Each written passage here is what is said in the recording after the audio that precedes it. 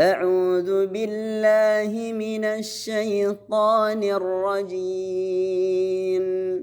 بسم الله الرحمن الرحيم. Assalamualaikum warahmatullahi wabarakatuh. Innal hamdalillah nahmaduhu wa nasta'inuhu wa nastaghfiruh wa na'udzu billahi min sururi anfusina was sayyiati a'malina. May yahdihillahu fala mudhillalah wa may yudlilhu fala hadiyalah. Wa asyhadu an la ilaha illallah wahdahu la syarikalah wa asyhadu anna Muhammadan abduhu wa rasuluh. Allahumma shalli ala Muhammad wa ala ali Muhammad. Allahumma anfa'na bima 'allamtana wa 'allimna ma yanfa'una wa zidna ilma. Ma'asyiral muslimin rahimani wa rahimakumullah. Melanjutkan pembacaan kitab Riyadhus Shalihin, masih di Kitabul Fadhail, seputar tentang keutamaan ibadah di bulan Ramadan. Masuk dalam bab larangan mendahului Ramadan satu hari setelah pertengahan Sya'ban bagi orang yang menyambung dengan apa yang sebelumnya. Dibawakan hadisnya Abu Hurairah, semoga Allah meridainya, dari Nabi SAW. Beliau berkata, la yataqaddamanna ahadukum Ramadhana bisawmi yaumin aw yaumaini. Jangan salah seorang di antara kalian mendahului Ramadan itu dengan satu hari puasa atau dua hari puasa. Illa ayakuna rajulun kana yasumu saumahu falyasum dalikal yaum. Kecuali kalau seseorang yang dia memang terbiasa puasa. Misal dia terbiasa puasa Daud, kemudian satu hari sebelum Ramadan jatah dia puasa Daud, itu diperbolehkan. Hadis ini riwayat Bukhari Imam Muslim dalam kitab sahih keduanya. Pelajaran dari hadis, larangan mendahului Ramadan dengan satu hari puasa walaupun dengan niat kehati-hatian. Kan kadang misalkan hilal belum kelihatan, ya, cuman kemungkinan karena mendung, kemungkinan sudah masuk satu Ramadan. Kalau dalam hadis nanti akan disebutkan, ketika hilal belum kelihatan karena mendung salah satunya, itu sempurnakan Sya'ban menjadi 30 hari. Lah kadang orang untuk kehati-hatian, sudahlah puasa dulu. Seperti ini tidak diperbolehkan. Kemudian hikmah dari larangan itu, kata Syekh Abu Samah Salim bin Al-Hilali hafizallahu taala, itu untuk menguatkan semangat di bulan Ramadan. Coba kalau satu hari dua hari sebelum Ramadan kita sudah puasa, lemah akhirnya. Ini diantara hikmah. Ya, cuman pengecualiannya orang yang terbiasa puasa sunnah.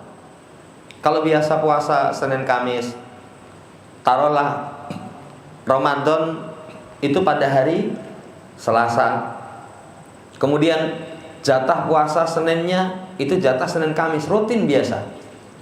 Wallahu ta'ala alam, seperti itu diperbolehkan. Ini pelajaran dari hadis.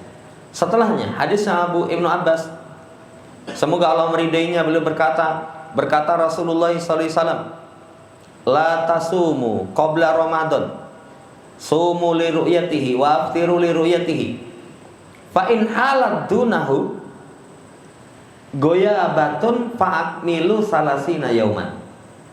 Jangan kalian berpuasa sebelum Ramadan satu hari atau dua hari. Nanti kalau separuh bulan Sya'ban itu makruh saja, ya.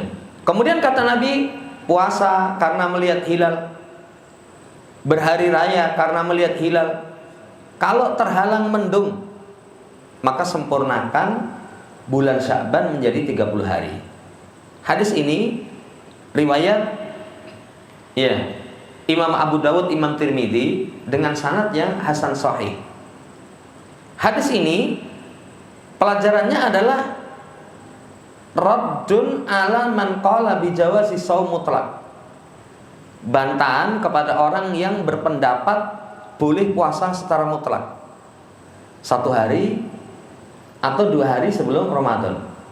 Ini terbantahkan dari hadis ini, la tasumu qabla Ramadan. Ya, makanya catatannya tadi, orang yang terbiasa puasa baru boleh, tapi kalau enggak tidak diperbolehkan. Pelajaran yang kedua, puasa itu muta'alliqun bi ru'yatil hilal bil aini. Terkait dengan melihat hilal dengan mata. Sama seperti hari raya. Hari raya juga terkait dengan hilal. Ini yang kedua. Walaupun di negeri kita ramai setiap tahun mulai puasa, itu tidak dengan ru'yatul hilal. Nanti kalau kompletnya ru'yatul hilal, lalu keputusannya di tangan penguasa. Insya Allah nanti persatuan terjaga. Wallahu ta'ala alam. Kemudian yang ketiga, kalau umat tidak mampu melihat hilal Ramadan, maka akmalat iddata Sya'ban, menyempurnakan bulangan Sya'ban menjadi 30 hari. Iya, sama seperti Syawal juga begitu. Nanti kalau Syawal tanggal 29 terhalang melihat hilal, maka puasanya disempurnakan menjadi 30 hari. Wallahu ta'ala alam, ini fikih dari hadis. Setelahnya, kata Nabi SAW, idza baqiya nisfun min Sya'ban fala tasumu. Kalau separuh dari bulan Sya'ban tersisa, jangan kalian puasa. Hadis ini riwayat Abu Dawud, Imam Tirmidzi, Ibnu Majah, yang kata penulis sanad hadisnya sahih. Pelajarannya makruh puasa sunnah kalau sudah mencapai tanggal 15 Sya'ban. Itu puasa sunnah hukumnya makruh. Walaupun tadi disampaikan kalau orang yang terbiasa puasa sunnah diperbolehkan, tapi kalau enggak itu hukumnya makruh. Kenapa? Karena bisa melemahkan puasa. Coba kalau kita bulan Sya'ban puasa Daud, sehari puasa, sehari enggak puasa, masuk Ramadan nanti sudah lemah. Sudah lemah. Ini hukumnya makruh. Kemudian hadis ini tidak bertentangan dengan hadis yang telah lewat. Kalau hadis yang telah lewat itu pengkhususan bagi orang yang terbiasa berpuasa. Tapi kalau hadis ini pertengahan Sya'ban makruh, berarti seperti yang kita sampaikan, kecuali orang yang terbiasa. Wallahu ta'ala alam. Setelahnya dibawakan hadisnya Abi Yaqdhan, Ammar ibn Yasir, semoga Allah meridainya, beliau berkata, man shamal yaumal ladzi yushakku fihi faqad asa Abul Qasim.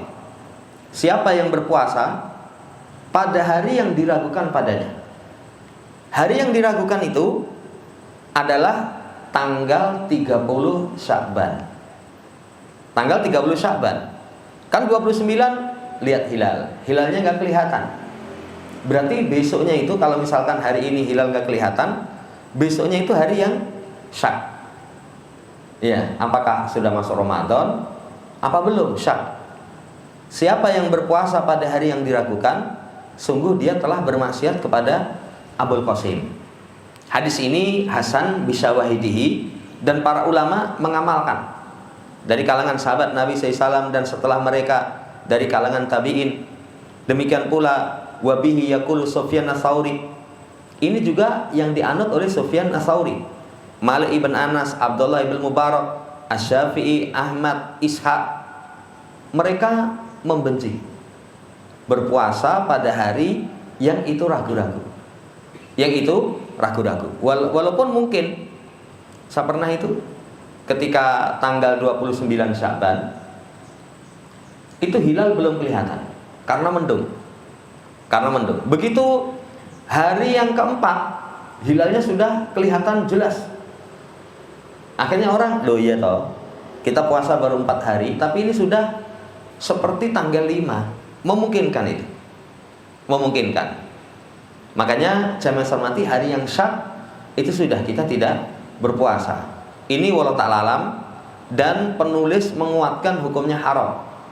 Karena nanti para ulama terdahulu itu kalau membahasakan kariha, jadi karihu an yasuma ar-rajulul yaumal ladzi yusakku fihi. Kata-kata karihu atau kariha itu bisa maknanya haram. Itu kalau istilah di ulama terdahulu. Wallahu ta'ala alam. Kemudian setelahnya apa yang dibaca ketika melihat hilal? Rasul sallallahu alaihi wasallam ketika melihat hilal, Allahumma ahillana alaina bil amni wal iman was salamati wal islam. Rabbi wa rabbukallah hilalu rusdin wa khairin. Lihat kalimatnya luar biasa bagus. Ya, kata Nabi, ya Allah, telah masuk kepada kami hilal dalam kondisi aman dan iman, selamat dan Islam. Allah itu Rabbku dan Rabbmu. Hilal kelurusan dan kebaikan.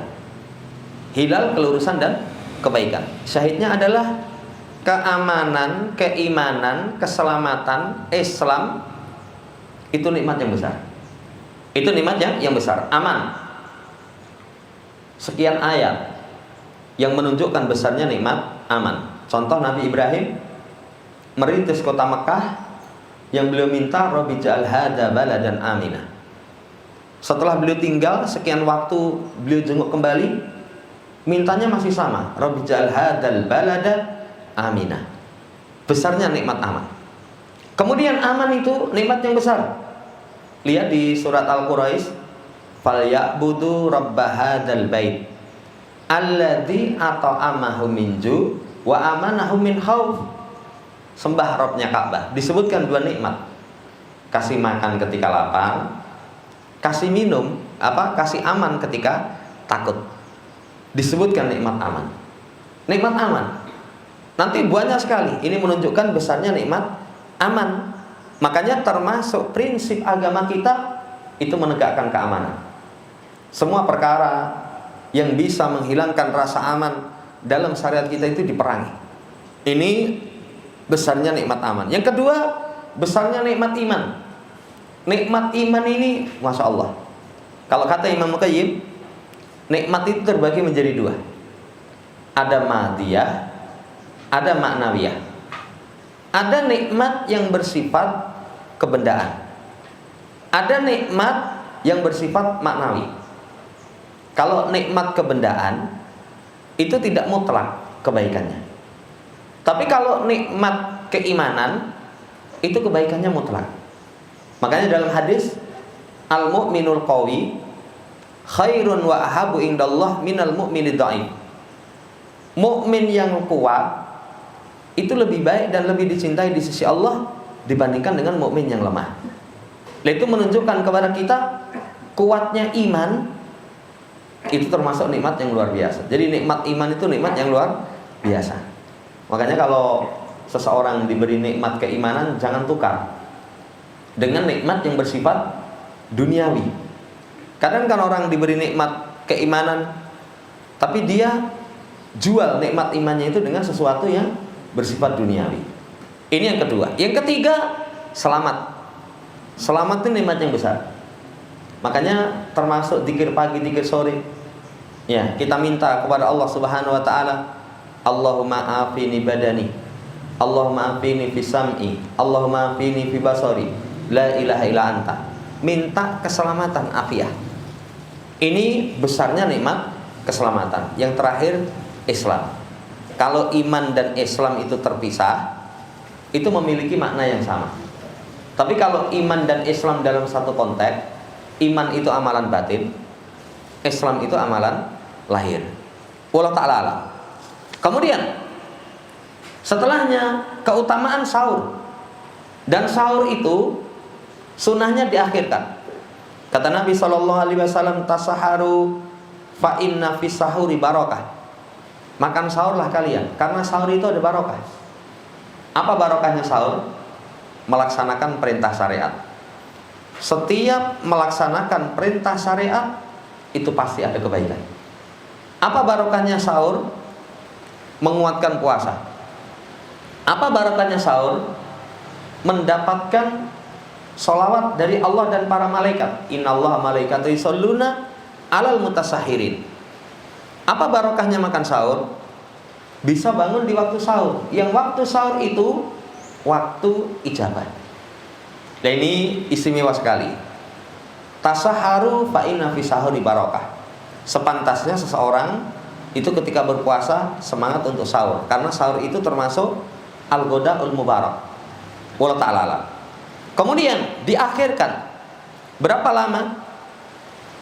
Dalam riwayatnya Zaid bin Sabit, beliau berkata, tasaharna ma'a Rasulillah sallallahu summakumna ila shalah qila kam kana bainahuma qala qadra khamsina ayatan. Kami sahur bersama Rasul. Setelah itu kami berdiri sholat.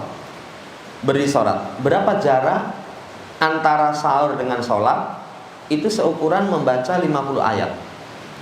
Seukuran membaca 50 ayat. 50 ayat itu berapa menit? Iya. Cuman saudara yang saya hormati, kumna ila sholat. Ini waktu ditegakkan sholat. Berarti bukan adzan.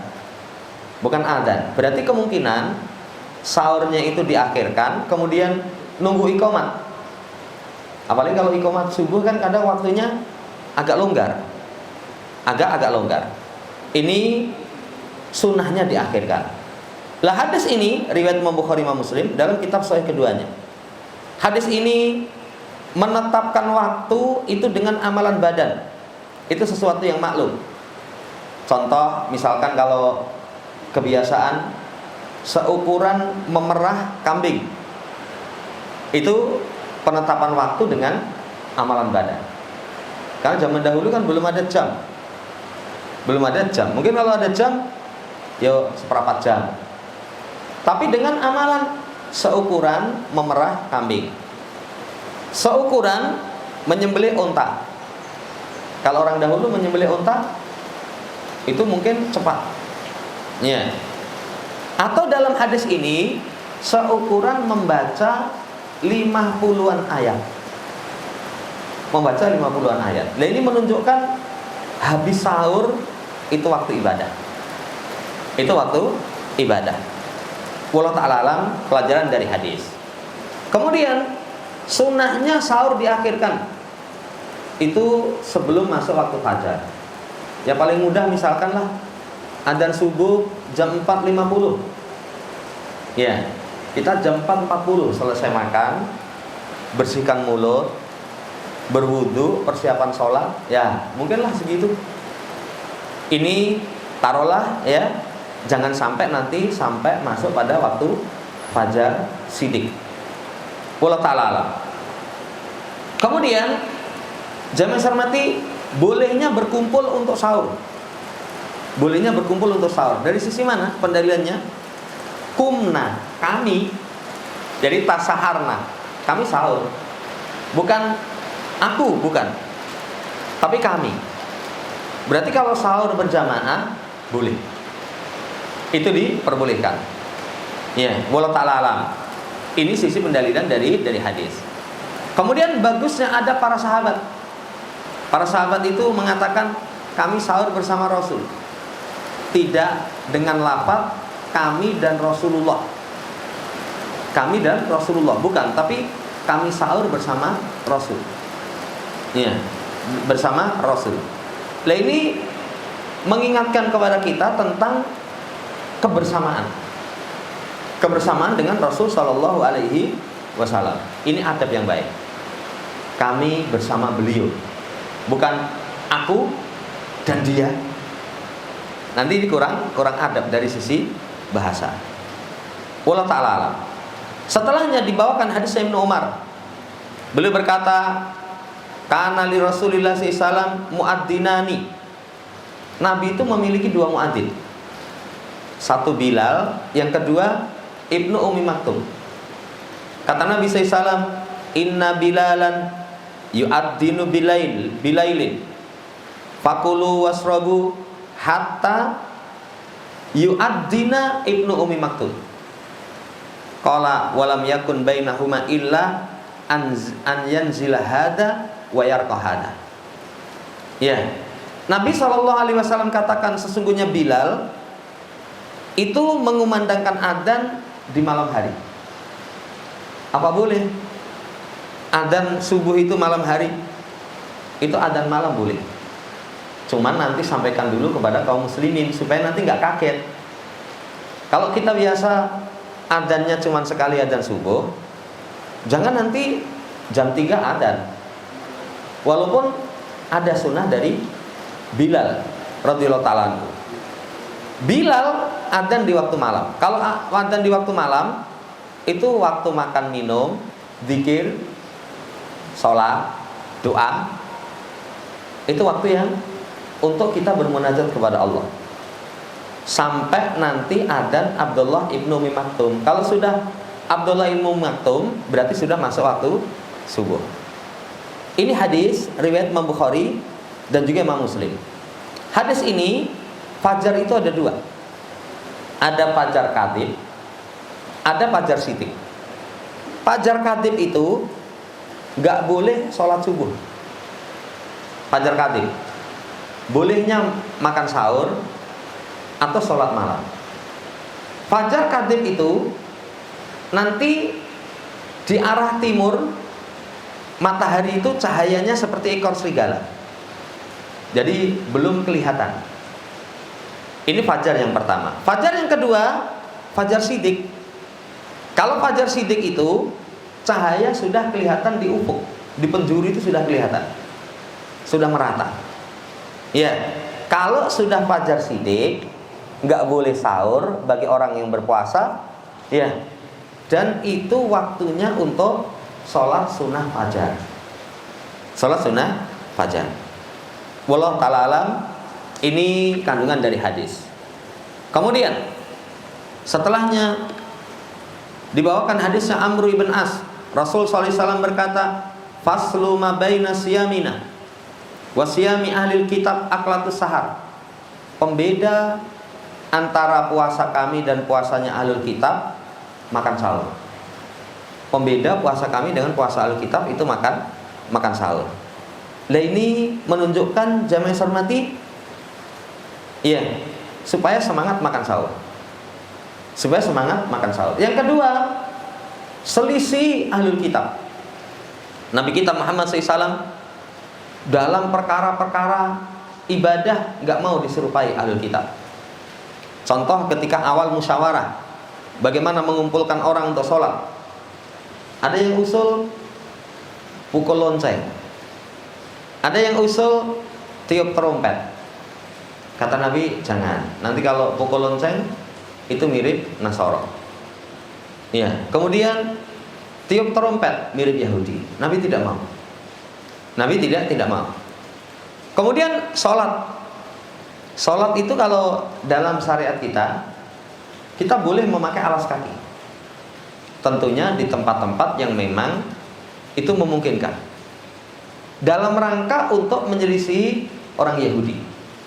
Orang Yahudi itu kalau ibadah melepas alas kakinya, mengikuti Nabi Allah Musa alaihissalam ketika Allah perintahkan i'la na'alaika innaka bil wadil muqaddasi tuwa. Lepaskan 2 sandalmu karena kamu di lembah yang disucikan. Kalau Islam menyelisih mereka. Apalagi nanti dalam sholat itu ada itu pembahasan, misalkan jangan seseorang duduk bersandar dengan tangan kiri, karena itu sholatnya orang Yahudi. Syariat kita itu supaya menyelisih orang kafir. Menyelisih orang kafir. Puasa Muharram, Nabi katakan kalau tahun depan masih hidup kami akan puasa tanggal 9. Gak mau menyerupai dengan orang Yahudi Nasara. Lah termasuk padanya sahur. Sahur itu pembeda antara puasa kami dan puasa Ahlul Kitab. Makanya semangat sahur dalam rangka menerapkan prinsip al-wala wal bara. Wallahu ta'ala. Setelahnya, keutamaan menyegerakan berbuka.